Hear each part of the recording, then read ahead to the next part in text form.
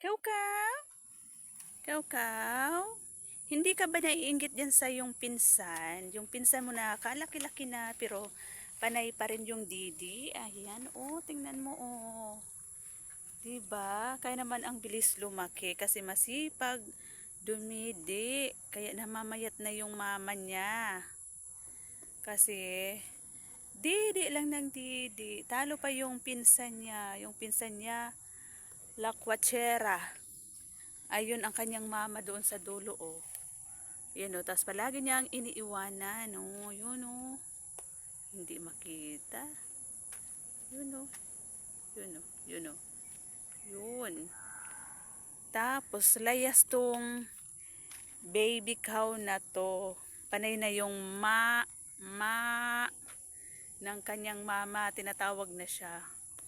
Yun, oh. Ang layo, diba? Yun.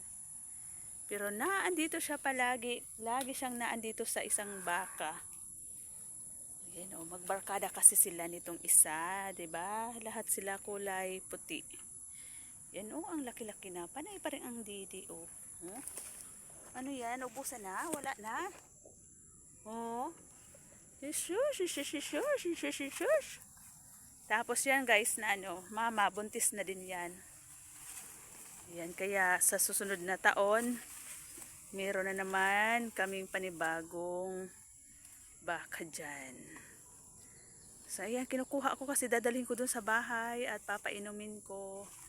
Kaya lang nagpapadidi siya. O ayan, o, nagpiperwisyon na ng mga saging. Tara.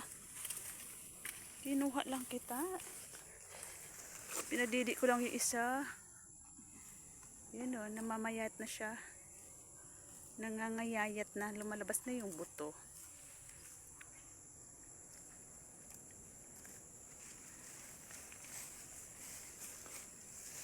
Tara na. Ay, yun. May ibon na biglang dumapo. Anong nakita ng ibon? Bumulusok yung ibon pababa. Parang may nakitang gustong tukain dyan sa may ano, baka. So ayan, guys, hanggang dito na muna ang video ni Tres. Dito sa ilalim ng Kanyugan, Kasagingan, Damuhan.